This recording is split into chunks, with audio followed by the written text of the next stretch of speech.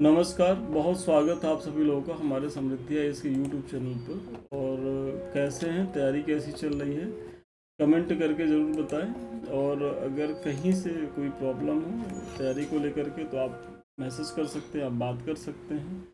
और दूसरी चीज़ ये है कि थोड़ा सा वीडियो इधर कुछ गैप हुए, फैमिली में फंक्शन था तो इस वजह से थोड़ा सा लेट हुआ, लेकिन इधर हम प्रयास करेंगे कि आपको जो है डेली कुछ ना कुछ मिलता रहे। और आप लोग हमारे टेस्ट सीरीज बैच से भी ज्वाइन करें, क्योंकि यहाँ तो हम एक क्वेश्चन कराते हैं, वो भी रेगुलर नहीं रह पाते हैं लाख प्रयास करने के बावजूद भी, क्योंकि कई बैचेज हैं और हम लोग और भी जगह वर्किंग हैं, तो ऐसे में समस्याएं होती हैं। तो इसीलिए टेस्ट सीरीज बैच चलाया ही गया कि वहाँ आपको निरंतर 4 प्रश्न कराया जाए, मतलब 4 मॉडल उत्तर मिले, ताकि आपकी चीज़ें तैयार होती रहें। और यदि जो बच्चे हमारे स्टार्टिंग से जुड़े हुए हैं उनका आधा से ज़्यादा सिलेबस जो है वो कंप्लीट हो गया है, चाहे वो हिस्ट्री हो या सिविक्स हो। प्रश्न आज का हमारा ये है कि मनु का राज्य सिद्धांत और राजनीतिक चिंतन में उनके योगदान की आलोचनात्मक व्याख्या करनी है। 12 अंक का प्रश्न, बहुत ही शानदार प्रश्न है। आइए इसकी चर्चा करते हैं। और ये आपके टॉपिक में भी है, और आए दिन न्यूज़पेपर पर में भी मनु को लेकर के समाज में तमाम विसंगतियाँ हैं, समस्याएं हैं। एक वर्ग से जहाँ इन्हें जहाँ नायक के रूप में देखता है तो दूसरा वर्ग इनको लेकर के खिन्न रहता है। तो ये सारी चीज़ें भी आपको स्पष्ट होंगी। बस 10 मिनट बने रहिए। देखिए, ये जो कुछ बैचेज हैं संस्थान के द्वारा चलाए जा रहे हैं, एक तो हमारा LT mains answer writing batch है, और दूसरा हमारा PCS का है। तो PCS के बच्चों के लिए एक इन्फॉर्मेशन है कि 26 मई से हमारा नया बैच स्टार्ट हो रहा है, GS का प्रश्न पत्र 5। तो अभी तक आप लोगों ने अगर ज्वाइन नहीं किया, अगर नए बैच की प्रतीक्षा में होंगे तो आप की प्रतीक्षा समाप्त हुई, नामांकन शुरू हो गया है। और स्टार्टिंग कुछ बच्चों के लिए ऑफ़र भी है, तो अभी आप ज्वाइन करेंगे तो आपको थोड़ा सा ऑफ़र में भी चीज़ें मिल जाएंगी, ठीक है। मनु का राज्य सिद्धांत और राजनीतिक चिंतन में उनके योगदान की आलोचनात्मक व्याख्या करनी है। तो इन शब्दों को ध्यान देना, जैसे ही मुख्य परीक्षा में ये शब्द आ जाए तो आप समझ जाइए कि आपको नेगेटिव चीज़ें बताते हुए निष्कर्ष देना है। 12 अंक का प्रश्न है, तो पहले थोड़ी सी भूमिका बताइए कि प्राचीन भारतीय राजनीतिक परंपरा में मनु के राजनीतिक विचार का महत्वपूर्ण योगदान है। भारतीय राजनीतिक चिंतन में मनु को प्रथम विचारक एवं विधि वेत्ता माना जाता है। मतलब ये जो मनु है वो भारतीय राजनीतिक चिंतन के प्रथम विचारक और विधि वेत्ता माने जाते हैं।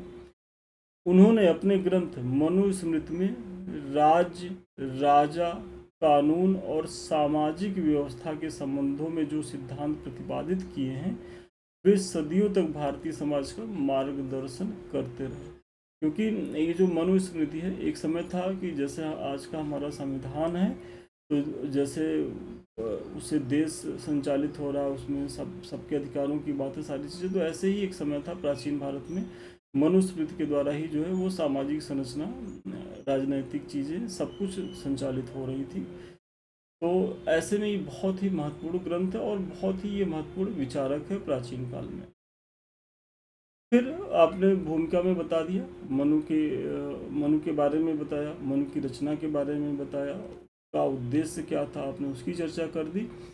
तो भूमिका आपका खत्म हो गया। अब फिर तुरंत अपने प्रश्न पर उतर जाइए कि मनु का राजनीतिक सिद्धांत क्या था। मनु का राज्य सिद्धांत क्या था।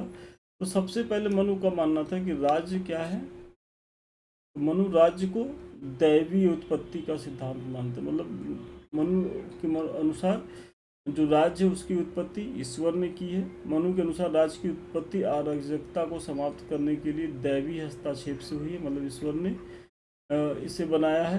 तब समाज में मत्स्य न्याय व्याप्त था।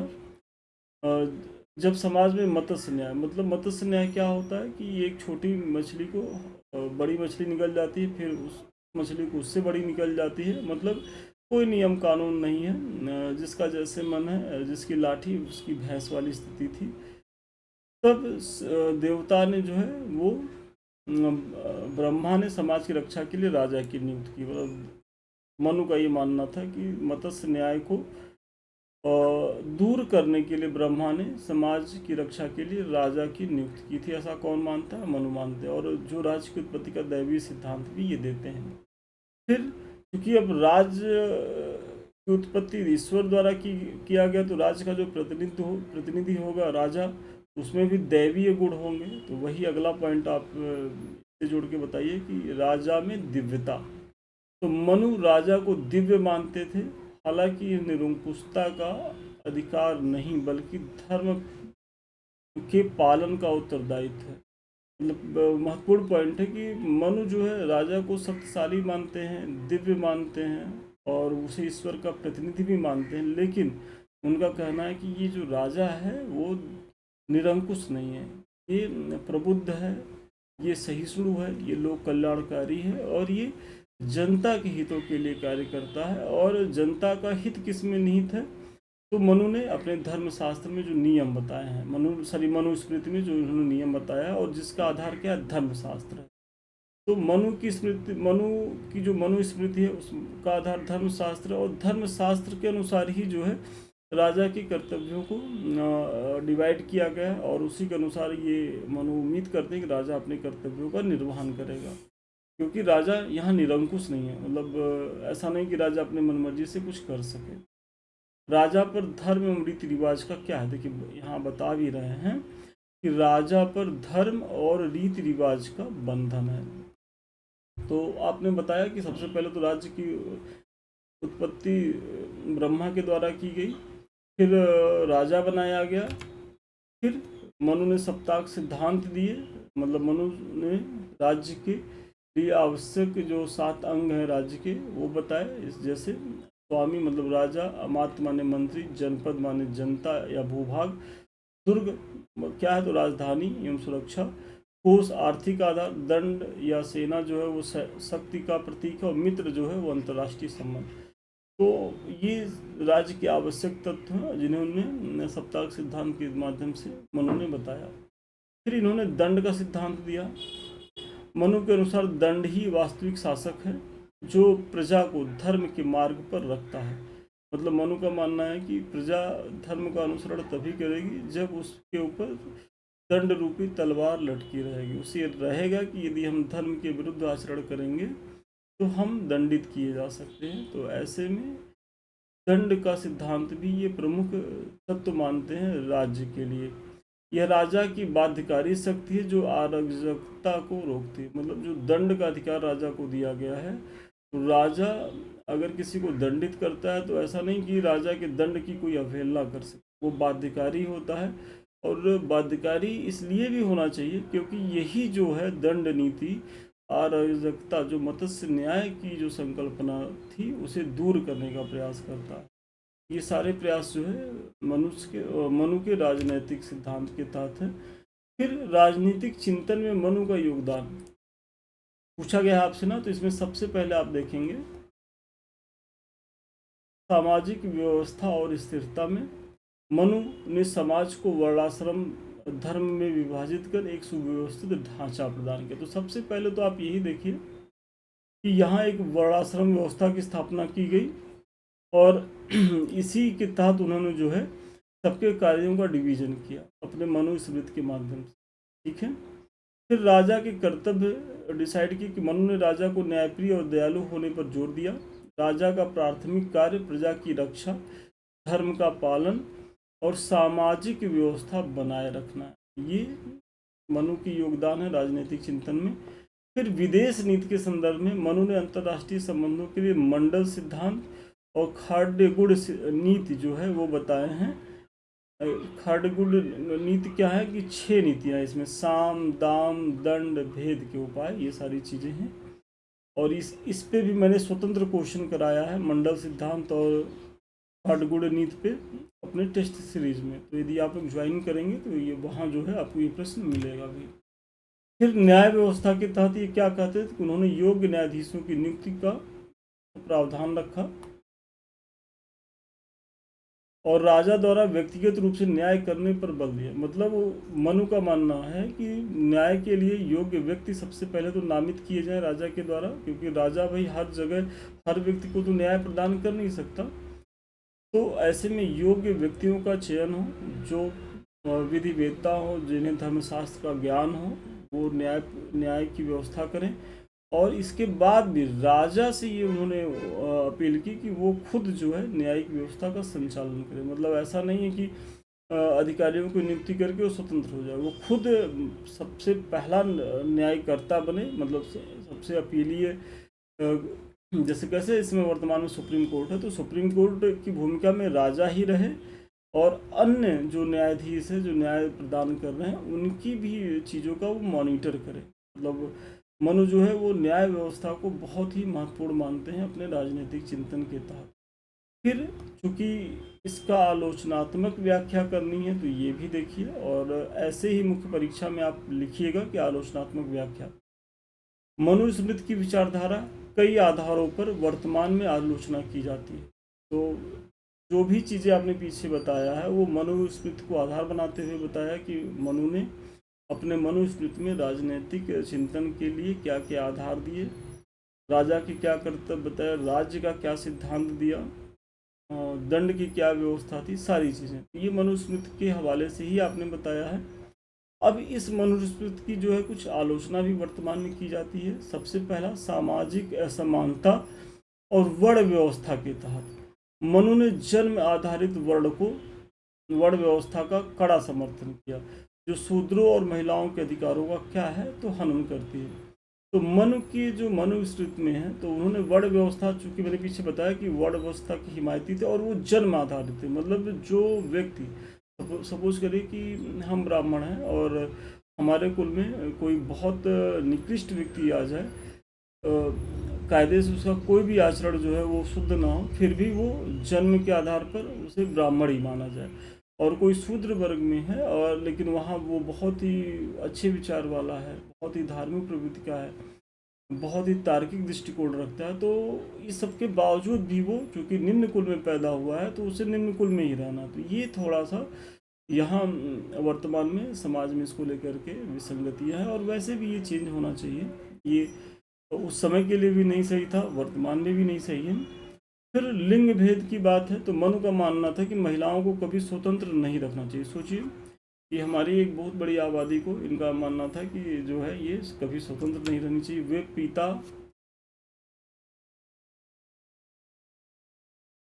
पति एवं पुत्र के संरक्षण में रहें, जो आधुनिक नारीवादी एवं समानता के सिद्धांत के विपरीत है। मतलब वर्तमान में जो महिलाएं मनु स्मृति की प्रतियों को जलाती हैं तो इसका कारण यही है कि मतलब सोचिए कि महिलाएं तो हमेशा पराधीन रहें। भाई एक समय पिता के संरक्षण में, फिर पति, फिर पुत्र, वैसे में इनकी आज़ादी का क्या हुआ।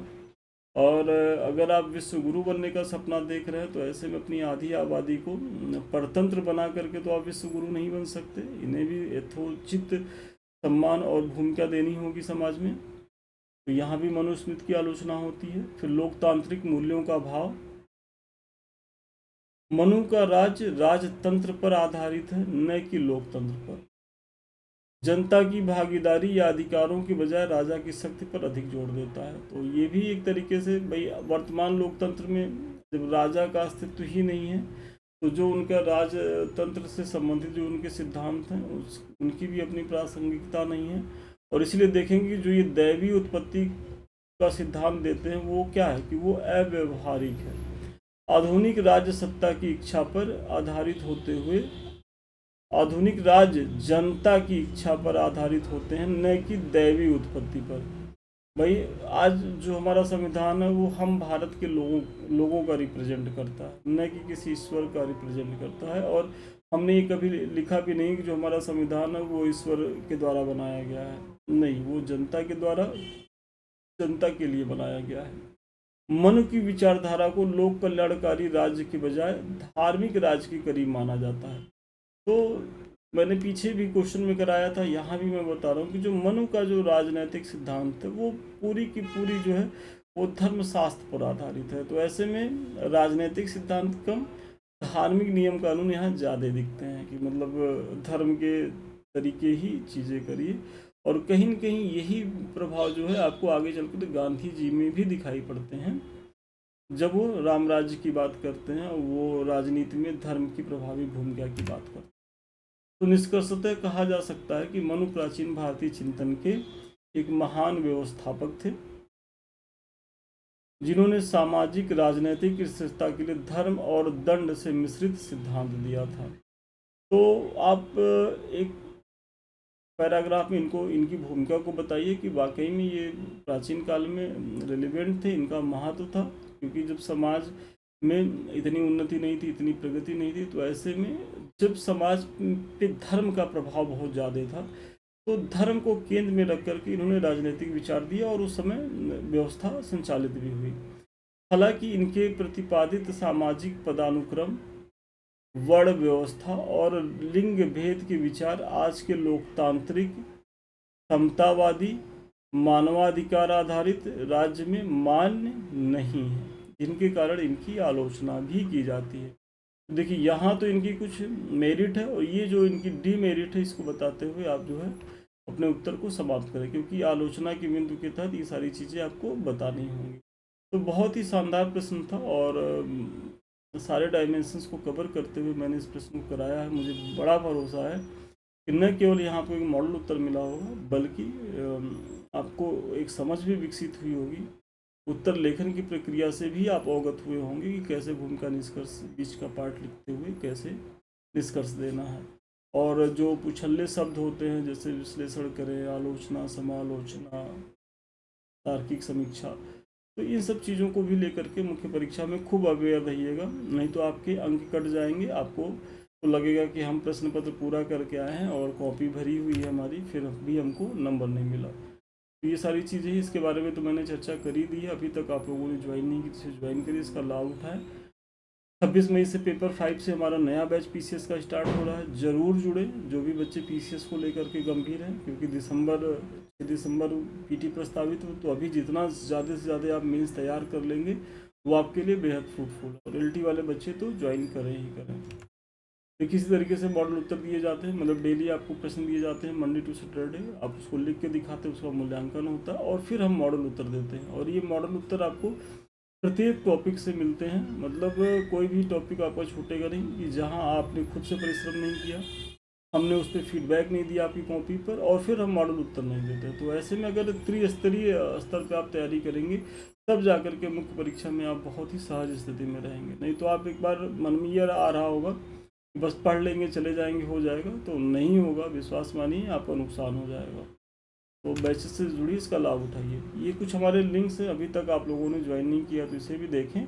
सबसे पहला तो हमारा जो टेलीग्राम है @समृद्धि IAS ऑफिशियल, दूसरा है यूट्यूब जिससे अभी हम आप रूबरू हैं, तीसरा है हमारा संदीप मिश्रा ऑफिशियल। ये सारे चैनल आपके लिए बेहद उपयोगी हैं। और वीडियो अच्छा लग रहा तो लाइक कमेंट जरूर करें, क्योंकि आपका एक लाइक कमेंट जो है वो हमें नई ऊर्जा देता है। और सबसे अंत में आप हमसे बात करना चाहते हैं, हमारे किसी बैच से जुड़ना चाहते हैं, तो 7303307507 पे संपर्क कर सकते हैं। ठीक है, आज के लिए इतना ही। पुनः मिलते हैं नए वीडियो में नए क्लास के साथ। तब तक के लिए धन्यवाद, बहुत शुभकामनाएं आपको।